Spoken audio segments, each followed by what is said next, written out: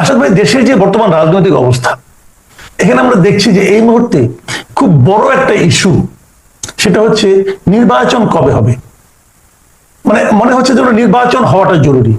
আবার আরেকটা জিনিস হলো, নির্বাচন না হলেই বা কি হবে। আমরা আমরা এর বিপরীত দিকে আরেকটা জিনিস দেখছি, যে অনেকে বলছেন যে এই সরকারকে 5 বছর রেখে দেওয়া যায় কিনা। তখন আবার সেক্ষেত্রে প্রশ্ন, একটা অনির্বাচিত সরকার কোন বিবেচনায়, কোন যোগ্যতা এতদিন থাকবে। যার বিপরীতে দিকে এই প্রশ্নটা উঠেছে, অনেকে এটাও বলছেন যে রাজনৈতিক সরকারও তো আমরা দেখেছি, আওয়ামী লীগ দেখেছি, বিএনপি দেখেছি, আবার আওয়ামী লীগ, আবার অনেক কিছু দেখেছি। এখন আবার আমরা কাকে আনবো?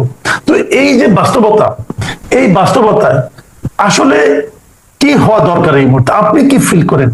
যে ইলেকশনটা জরুরি, ইলেকশন হলে কি গণতন্ত্র প্রতিষ্ঠিত হবে, অথবা যদি আমি আরো দূরে যাই, যে গণতন্ত্রই কি আমাদের শেষ আকাঙ্ক্ষা, গণতন্ত্র হলেই কি দেশের মানুষ ভালো থাকবে?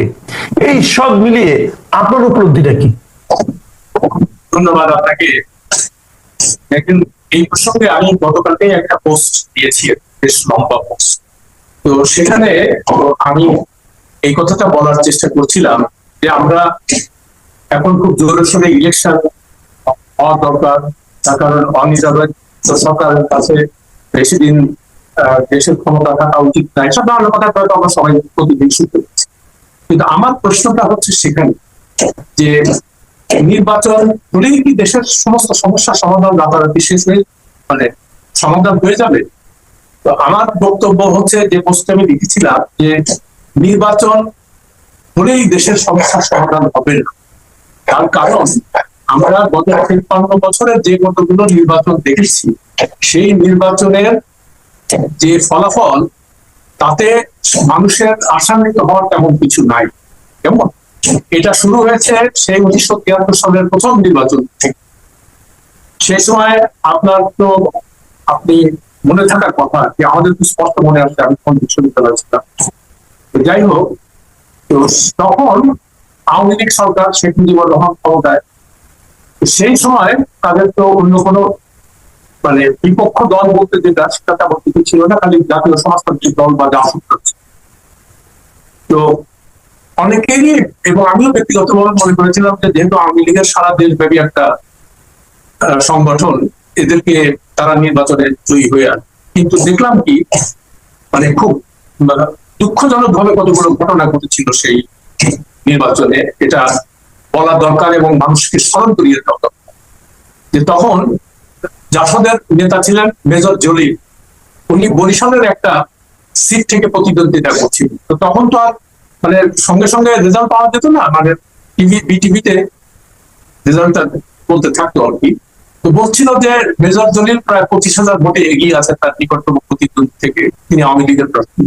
নিকটতম প্রতিদ্বন্দ্বীর আমার নাম মনে নেই। হঠাৎ ঘোষণা আসলো যে নির্বাচন সেখানে স্থগিত করা হয়েছে। তারপরে সন্ধ্যা ৭টার দিকে আবার ওটা ঘোষণাটা চালু হলো, এবং তখন তার মেজর জলিলের প্রতিদ্বন্দ্বীকে নির্বাচিত ঘোষণা করা হলো। তো স্বাভাবিকভাবে এই মানুষের মনে প্রশ্ন জাগলো যে কি ব্যাপার, এই লোকটা ২৫,০০০ ভোটে এগিয়ে ছিল, সে হঠাৎ করে বাজার নির্বাচনের সমস্ত কিছু বন্ধ করে দিয়ে, ঘোষণা বন্ধ করে দিয়ে তাকে জয়ী করালো। আর একটা ঘটনা বলি, দাউদকান্দিতে তখন আওয়ামী লীগের প্রার্থী ছিলেন খন্দকার মুশতাক আহমেদ, এবং তার প্রতিদ্বন্দ্বী ছিল স্বতন্ত্র প্রার্থী রশিদ ইঞ্জিনিয়ার। তিনি খুব পপুলার ছিলেন ওই এলাকায়, কেমন। তো তাকেও সেও খুব বিপুল ভোটে জিততেছিল, মানে সামনে আগে ছিল। হঠাৎ করে এরকমই একটা ঘটনা ঘটলো যে মানে নির্বাচন বন্ধ করে দেওয়া হলো সেখানে, যে কোনো কারণে। তখন তার এত কিছু মানে সোশ্যাল মিডিয়া ছিল না, সঙ্গে সঙ্গে সেলফোন ছিল না, আমরা জানতেও পারি। তো যা হোক, সেটার পরে শুনলাম যে ঢাকা থেকে হেলিকপ্টার গেছে। হেলিকপ্টার যাওয়ার পরে ওখান থেকে যত ব্যালট বাক্স ছিল সব এনে নির্বাচন কমিশনে আনছে। আনার পরে সন্ধ্যায় ঘোষণা করলো খন্দকার মুশতাক আহমেদ। এই দুটো ঘটনাতে তখন মানে খুব পরিষ্কার হয়ে গেল যে রিগিং কথাটা, এই কথা কিন্তু আমরা আগে জানতাম কেমন।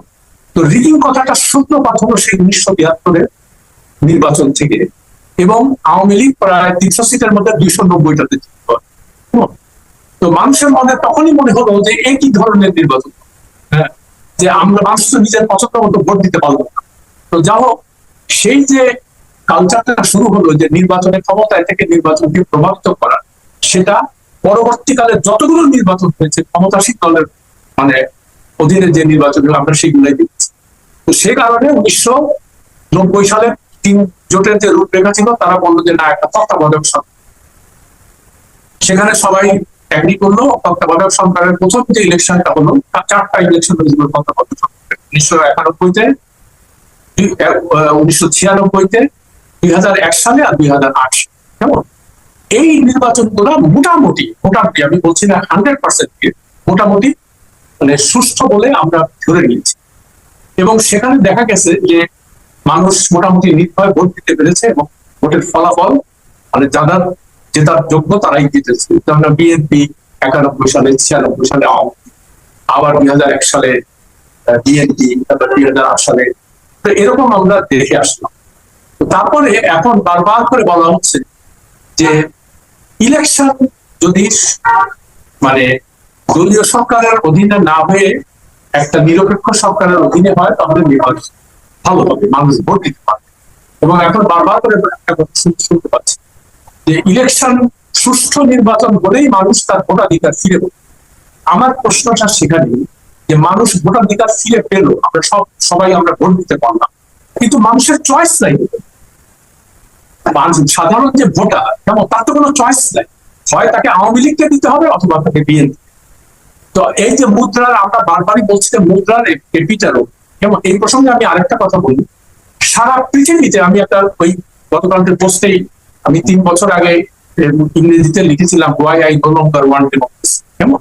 সেখানে আমি দেখিয়েছিলাম যে ইভেন সব বড় বড় গণতান্ত্রিক দেশ যেমন আমেরিকা, ব্রিটেন, জার্মানি, ইন্ডিয়া, যেখানে সত্যিকার অর্থে ভোট দিয়ে মানুষ ভোট দিতে পারে, তো সেখানেও আপনি দেখবেন যে সেখানেও মানে খুব কৌশল করে তারা দুটো বড় বড় দলকে রেখেছে। এবং সাধারণ মানুষের কিন্তু কোনো চয়েস না, এই কৌশলটা কে করছে? হ্যাঁ, এই কৌশলটা কে করতেছে? ওই যারা যারা ওই যে যারা গণতন্ত্রের যারা আরো বাহক আর কি, গণতন্ত্রের কথা যারা বলে, তারা চিন্তা করেছে যে আমাদের এই সিস্টেমকে রাখতে হলে গণতন্ত্রের কথা আমাদেরকে বারবার বলতে হবে। আর সত্যিকার অর্থে পৃথিবীতে গণতন্ত্র পৃথিবীর কোনো জায়গায় নাই। কেমন? এখন আপনি বলবেন আপনি কি কথা বলছেন, এটা কি কি কথা বলছেন? আমি তার প্রমাণ দিচ্ছি যে কেন নাই সেটা। গণতন্ত্রের যে সংজ্ঞা, যে মানুষ মানে সাধারণ মানুষের সেখানে বিশেষ ভূমিকা থাকে। কেমন? তারা তাদের নির্বাচিত প্রতিনিধিকে তারা মানে সরকার কিভাবে চলবে তারা মানে তারা ভূমিকা রাখবে।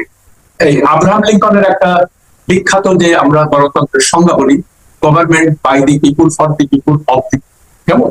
এখন পৃথিবীর কোন দেশে এটা আছে আপনি আমাকে দেখেন, আমি গবেষণা করে পাইনি। কেমন? প্রত্যেকটা দেশে ওই দুইটা করে বড় বড় দল।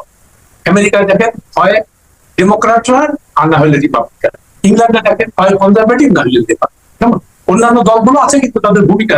জার্মানিতে দেখেন হয় সোশ্যাল ডেমোক্রাট নাই ক্রিশ্চিয়ান। ইন্ডিয়াতে দেখেন হয় কংগ্রেস না হলে কংগ্রেসের বিরোধী যারা আছে এখন। তো আমার প্রশ্ন হচ্ছে যে government by the people, of the people, for the people, এটা দুনিয়া কোথায় আছে? এবং যে কারণে পৃথিবীর সব দেশেই দেখবেন সাধারণ মানুষ সাংঘাতিক ভাবে ক্ষুব্ধ। তাদের অভিযোগের কোনো শেষ নাই। আমেরিকার দেখবেন কত রকম মুভমেন্ট হচ্ছে, move on .org, occupy one street, কেমন, তারপরে 1%, এই সমস্ত নানা মুভমেন্ট। তারা একটা কথা বলছে যে ক্ষমতা কুক্ষিগত আছে এই দুটো দলের কাছে। কেমন? তাদের বাইরে তৃতীয় কোন পক্ষে সেখানে এমার্জ করা সম্ভব না। আমাদের দেশেও ঠিক একই কায়দায় ওই আওয়ামী লীগ বিএনপি এবং আওয়ামী লীগ বিএনপির যে ইতিহাস আমরা দেখেছি গত স্বাধীনতার পর থেকে, এই কারণেই দেখবেন যে এখানে এই দেশে অস্থিরতা কোনো সময় যাচ্ছে না, সাধারণ মানুষের বিক্ষোভের কোনো শেষ নাই। কেমন? আপনি যখন তখন মানুষ রাস্তায় নামছে, তার কারণটা কি? যে সাধারণ মানুষের যে চাওয়া পাওয়া, কেমন, সেই চাওয়া পাওয়া যদিও প্রত্যেকটা রাজনৈতিক দল বলছে যে তাদের জন্য আমরা রাজনীতি, কিন্তু বাস্তবে কি দেখতে পাচ্ছি যে শুধু তাদের পরিবারের লোকজন আর তাদের মশায়ের কিছু লোকজন তারা তুলে বড় হচ্ছে, তাদের প্রচুর টাকা বাড়াচ্ছে ইচ্ছা করে এইসব করে। এখান থেকে মুক্তির উপায় কি আসাদ ভাই? তাহলে এখান থেকে কিভাবে আপনি তাহলে বিকল্প কি প্রস্তাব দিতে চাচ্ছেন? আচ্ছা, বিকল্প প্রস্তাব আমি কালকে লেখায় যেটা লিখেছি যে আমার মনে হয় যে একটা জাতীয় সরকার জি দেশের পরীক্ষিত মানে সৎ দেশপ্রেমিক দের নিয়ে এরকম লোক আছে বাংলাদেশ, কিন্তু সঙ্গে সঙ্গে কালকের একটা লেখা লিখেছি যে সেখানে ডক্টর ইউনূসের কোনো জায়গায়। তার কারণ আমরা যেটা দেখতে পাচ্ছি যে আমি ব্যক্তিগতভাবে খুব হতাশ তাকে নিয়ে। আমার খুব উচ্চাশা ছিল, আমি নিজে মানে এই অন্তর্বর্তী সরকার ক্ষমতা আসার পরে আমি নিজে 3টা পোস্ট লিখেছি যে তাকে 5 বছর রাখতে হবে এই সরকার। যাতে অন্যভাবে আমরা নির্বাচন চাই না, নির্বাচন করে হয় আওয়ামী লীগ আসবে, নাহলে বিএনপি আসবে, এবং আবার সাধারণ মানুষের অবস্থা আগের অবস্থা ফিরে। আমরা এটা কোনোভাবেই চাই না। যা হোক, কেন চাই না আমি সেটা বলেছি যে ডক্টর ইউনূস আমি দেখতে পাচ্ছি উনি আসার পরপরই কতগুলো মানে একের পর এক যে কতগুলো তার নিজের মানে এক্সিকিউটিভ অর্ডার বা নির্বাহী আদেশে কতগুলো, যেমন তার মামলা 1500 কোটি টাকা কর ফাঁকির মামলা উনি নির্বাহী আদেশ বাতিল করে দিলেন। 666 কোটি টাকার কর মওকুফ করালেন। তারপরে তার নিজের ভাইপোকে তিনি ডেপুটি প্রেস সেক্রেটারি বানান, এবং যাকে আমরা কেউ চিনতাম, যাই হোক না সেটা। তারপরে তিনি গ্রামীণ বিশ্ববিদ্যালয় প্রতিষ্ঠা করার জন্য নির্বাহী আদেশে সেটা করে নিতেন। তারপরে তিনি ম্যান পাওয়ার এক্সপোর্টের লাইসেন্স নিচ্ছেন। তো আমার তো এসব দেখে থেকে আমার মনে হচ্ছে যে কি ব্যাপার, আপনি কি নিজের মানে নিজের আখের গুছাইতে আসছেন কিনা, এটা কেমন কথা? এগুলো তো দেশের, আপনার যদি বিচার বিভাগের প্রতি বিন্দু মাত্র আস্থা থাকে বা আপনি চান যে বিচার বিভাগ স্বাধীনভাবে কাজ করবে, তো আপনার তো উচিত ছিল যে শেখ হাসিনা বা খালেদা জিয়া যে প্রক্রিয়া তাদের বিরুদ্ধে মামলাগুলো প্রত্যাহার করছে, আপনি কখনোই সেটার মধ্যে যাবেন। আপনি বিচার বিভাগকে বা আইনকে তার নিজস্ব গতিতে চলতে দিবেন। আমরা সবাই জানি যে শেখ হাসিনা প্রতিহিংসামূলক ইয়েতে আপনার বিরুদ্ধে মামলা করছে, তো কোর্টকে সেটা ডিসাইড করতে দেন, আপনি নিজে কেন করবেন? আমার এই যে মানুষের মনে যে নানান, এখন দেখেন উনি প্রথম আসার পরে যে পরিমাণ জনসমর্থন ছিল, কেমন এখন কি সেটা আছে? আমি তো বিভিন্ন জায়গায় মানুষের সাথে কথা বলি, তো সবাই বলতেছে যে কি রকম ব্যাপার। তার মানে কথায় কথায় 2 দিন পর বিদেশ শুরু হচ্ছে। এ প্রসঙ্গে আবারও বলে রাখি, এখন উনি কাতারে আছেন, এবং ইতিমধ্যে শুনেছেন যে পোপ মারা গেছেন। আজকে দেখলাম যে উনি পোপের ফিনারেলে যোগদানের জন্য এখন রোমে যাচ্ছে। তো আমাদের বাংলাদেশের মানে অদ্ভুত, মানে আমাদের একটা লাগে যে কি ব্যাপার, মানে বাংলাদেশ কি এত ইম্পর্টেন্ট হয়ে গেছে যে উনি না গেলে বাংলাদেশ রিপ্রেজেন্ট না করলে ফিনারেলটা হবে না। সেখানে প্রেসিডেন্ট ডোনাল্ড ট্রাম্প যাবে, তারপরে অন্যান্যরা যাই হোক, সেটা তাদের ক্রিশ্চিয়ান কান্ট্রি, সেটা যেতেই পারে। কিন্তু আমাদের এখানে বাধ্যবাধকতা কি, আমাদের প্রায়োরিটিটা। আর সবচেয়ে বড় কথা, আমি গতকাল প্রশ্ন দিয়েছি যে আপনি যদি স্বচ্ছতায় বিশ্বাস করেন যে সরকার কি বলে দিচ্ছে, কেমন, তো সেখানে তো আপনি বলবেন যে আপনি কতগুলো লোক সঙ্গে নিয়ে যাচ্ছেন, কত টাকা এটার পেছনে খরচ হচ্ছে, তো ট্যাক্স পেয়ার। আপনি এইভাবে ইয়ে করছেন। আর তারপরে আপনি আসার পরে প্রতিশ্রুতি দিলেন মানে জাতির উদ্দেশ্যে ভাষণ দিয়ে, যে আমি সেটা লিখেছিলাম যে আপনারা যারা উপদেষ্টা সহ আপনি সহ সবাই যেন তাদের সম্পত্তির হিসাব জনসমক্ষে প্রকাশ করেন। আজ পর্যন্ত আপনি সেটা করলেন, তো এটা তো মানুষের মধ্যে সন্দেহ হয় না যে আপনি কেন করবেন। এটা আপনার এটা বুঝলাম যে আপনি ডক্টর ইউনূসের উপর আপনি আনহ্যাপি। তাহলে আপনার সেই সমাধানটা কথা বলছেন আপনি, যেটা পরীক্ষিত লোকদের নিয়ে একটা জাতীয় সরকার করা যায় কিনা, সেটা নয় বুঝলাম। কিন্তু আমার প্রশ্নটা হলো, সেই পরীক্ষিত লোক, যেটা পরীক্ষিত যে শব্দটা, এই পরীক্ষাটা তারা কার কাছে দেবে, কার কাছে পরীক্ষিত? ডক্টর, আমি একটু একটা প্রশ্ন একটু আপনাকে একটু শেষ করিনি। যেমন আপনি বললেন যে আপনি শুরুর দিকে ডক্টর ইউনূসকে নিয়ে আশাবাদী ছিলেন। কেন ছিলেন? তাহলে আপনার কাছে তখন মনে হয়েছিল যে এই লোকটা বোধহয় ভালো করবে। আপনার তখনকার পরীক্ষায় কিন্তু সে পাস করছিল, কিন্তু এখনকার পরীক্ষায় সে ফেল করে যাচ্ছে। তাহলে আপনি এই পরীক্ষাটা কিভাবে করবেন? আচ্ছা, পরীক্ষাটা কিভাবে করবো সেটাই, যে ওই কথাটাই কিছুটা উল্লেখ করেছিলাম গতকালকের পোস্টে, যে প্রথমে মানে যে সমস্ত মানে মানুষকে সিলেক্ট করা হবে তাদের প্রথমেই তাদেরকে মানে তাদের সম্পত্তির হিসাবটা জনসমক্ষে মানে সরকারে যাওয়ার আগে যেমন জনসমক্ষে প্রকাশ করতে হবে তাদের। এবং আমি দেখেন, আমি I am very allergic to suit and tie, মানে স্যুট টাই পরা লোক দেখলেই আমার মানে সন্দেহ হয়, বুঝলেন? প্রত্যেকটা লোককে ঠান্ডা বাজে। এরা করে কি, বিদেশে থাকে বা ওইখানে লেখাপড়া করছে, কি না কি করছে আল্লাহ জানে। তো যাই হোক, মনে করলাম যে আর বিদেশে ইংল্যান্ড আমেরিকার লেখাপড়া না করলে তো আপনি কোনো শিক্ষিত লোক না, যেমন আমি কোনো শিক্ষিত লোক না, যেহেতু ইংল্যান্ড আমেরিকার কোনো ডিগ্রি আমার নাই, কেমন। তো যাই হোক, আমি ধরে নিচ্ছি যে আমার কোনো লেখাপড়া নাই। কিন্তু আমাদের কথা হচ্ছে এই দেশটা চালানোর জন্য আপনি বিশ্বাস করেন মাসুদ, আপনাকে বলি, এই দেশ চালানোর জন্য যেটা দরকার মিডিয়কর লেখাপড়ার লোকজন, কিন্তু তার থাকতে হবে অসীম দেশপ্রেম এবং সততা। কম্বিনেশন হলে আমার ধারণা আমরা নিশ্চয়ই একটা ভালো ইয়ে। আর তার আরেকটা করতে, নির্বাচন, হ্যাঁ নির্বাচন হতে হবে, নির্বাচন ঠিক আছে, কিন্তু নির্বাচন হওয়ার পরে আপনাকে এনশিওর করতে হবে যে যারা ক্ষমতায় আসবে, কেমন, তারা প্রথমেই এসে তাদের সম্পত্তি ডিক্লেয়ার করবে ফার্স্ট কাজ, এবং প্রত্যেক বছর তারা সম্পত্তি ডিক্লেয়ার করবে, প্রতি বছর বছর জনসমক্ষে ওয়েবসাইটে দিয়ে দেবে যে এই আমরা ইয়ে করছি, যাতে করে তারা কনস্ট্যান্টলি মানে মানুষের একটা নজরে থাকে, নজরদারিতে থাকে। তাহলে হয়তো এই ঘুষ দুর্নীতি এগুলো আর সরকারি কর্মচারীদের আরেকটা খবর, এটা খুব ইম্পর্টেন্ট। করাপশনের মূল জায়গা হলো সরকার, কেমন। তো সরকারে এখন দেখবেন যে সরকারে বিসিএস পরীক্ষার জন্য হুমড়ি খেয়ে পড়ে। এটার কারণটা একটা হতে পারে, আবার বলে যে আমরা দেশের সেবা করি, কিন্তু আমরা দেখতে পাচ্ছি সেই পাকিস্তান আমলের সিএসপি থেকে শুরু করে এরা দেশের সেবার নাম করে নিজেদের সেবা করে, কেমন। এবং প্রত্যেকের দেখেন তাদের এই গুলশান, বনানী, বাড়িধারা, শালবনী, যত জায়গায় ঘর বাড়ি দেখবেন অধিকাংশই সব ঘর বাড়ি তার। আর ক্ষমতা মানেই হলো অর্থ। একটা ইউএন চিন্তা করেন, একটা গ্রামের মানে কোনো একটা উপজেলার ইউএন, সে কি পরিমাণ ক্ষমতা পায়, হ্যাঁ, তার একটা সইতে বিষয়। তো আমাদেরকে এটা এনশিওর করতে হবে যে এই তুমি ঠিক আছে, তুমি প্রজাতন্ত্রের কর্মচারী, তুমি মানুষের সেবা করতে আসছো, ভালো কথা, কিন্তু তোমার বাবা প্রত্যেক বছর তোমার হিসাব, সম্পত্তির হিসাব, তুমি কি করেছো এটা জনসম্পত্তি। তাহলে আমি বলছি না যে তাতে 100% দুর্নীতি কমে যাবে, কিন্তু দেখবেন আমার বিশ্বাস, দৃঢ় বিশ্বাস থাকে অনেকটা দুর্নীতির পরিমাণ অনেক। এই হচ্ছে আমার। জি, অনেক ধন্যবাদ জনাব আরশাদ মাহমুদ, আপনার কথা পরিষ্কার। এবং যে কথা আরেকটু খালি একটা কথা করি, আমি কালকে আমার যে পোস্টে শিরোনাম দিয়েছিলাম সেখানে লিখেছিলাম যে মেরির মা, বাবুর মা, ডালিয়ার মা, এরা তিনজনই আমাদের মানে বাসার বিভিন্ন রকম সাহায্য গ্রামের বাড়িতে এখানে।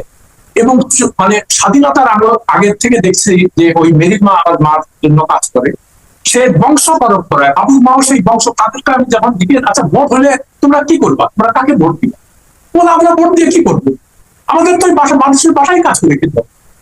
তো দেখেন কি দুঃখজনক ব্যাপার। আমি কালকে একটা হিসেব মানে এক জায়গায় দেখছি একটা গবেষণায় যে 3,40,00,000 এরকম প্রার্থী কি আছে মহিলাদের, মানে জনসংখ্যা আছে গ্রামে, তাদের গ্রামের 70% বসবাস, 30% ঢাকা, কিন্তু মানুষের বাড়িতে কাজ করে, তারপরে কাজ করে।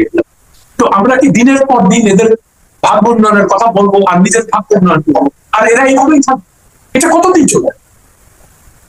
এটা আপনি যে প্রশ্নটা করেছেন এটা অবশ্যই একটা গুরুত্বপূর্ণ প্রশ্ন, কিন্তু এই প্রশ্নের উত্তরটা আসলে কি, অথবা উত্তরটা কে দেবে, অথবা উত্তরটা আমরা কোন প্রক্রিয়ায় পেতে পারবো, এটাই কিন্তু একটা, আমি মনে করি যে আরেকটা প্রশ্ন।